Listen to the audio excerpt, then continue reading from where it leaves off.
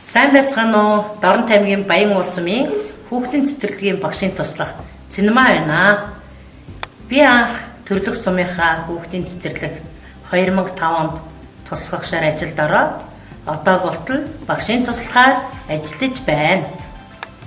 Цэцэрлэгийн багш тэр тусмаа багшийн туслах бидний ажил өглөө 7:30-д ажилдаа ирж хүүхэд хүлээн авахд бэлэн болж шигтэй цэвэрлэгээ хийхээс эхэлдэг.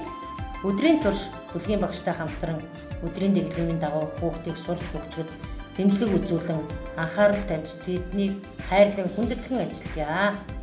Энэ хичээлийн жилд би баг бүлэгт ажиллаж байгаа. Хүүхэд эрүүл мэнд, аюулгүй амьдрах ухааны дадлыг хүүхдэд багаасаа хэрхэн эзэмших вэ, хэрхэн дадал болох вэ гэдэгт нь анхааран дэмжлэг үзүүлэн ажиллаж байна.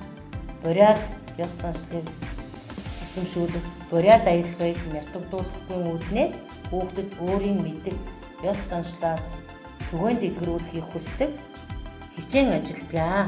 Үүндээ ч би аймгийн хэл ярианы мэргэжлийн багш нарын бүлгээс зохион явуулсан үлгэрч багш уралдаанд өөрийн сонирхлын дагуу буряд сургамжит өгүүлгийг ярьж ахлах бэлтгэлийн хүүхдүүдтэй хамтдаа оролцсон.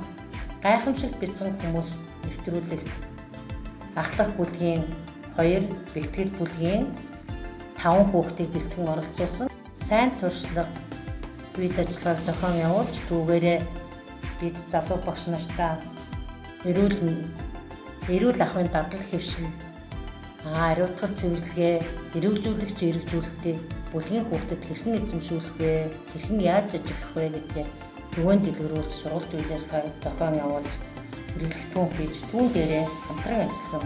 Энэхүү уралдаанд оролцож байгаа Доронтой аймгийн сургуулийн өмнөх боловсролын нийт багш, багшийн туслах нартаа амжилт хүсье.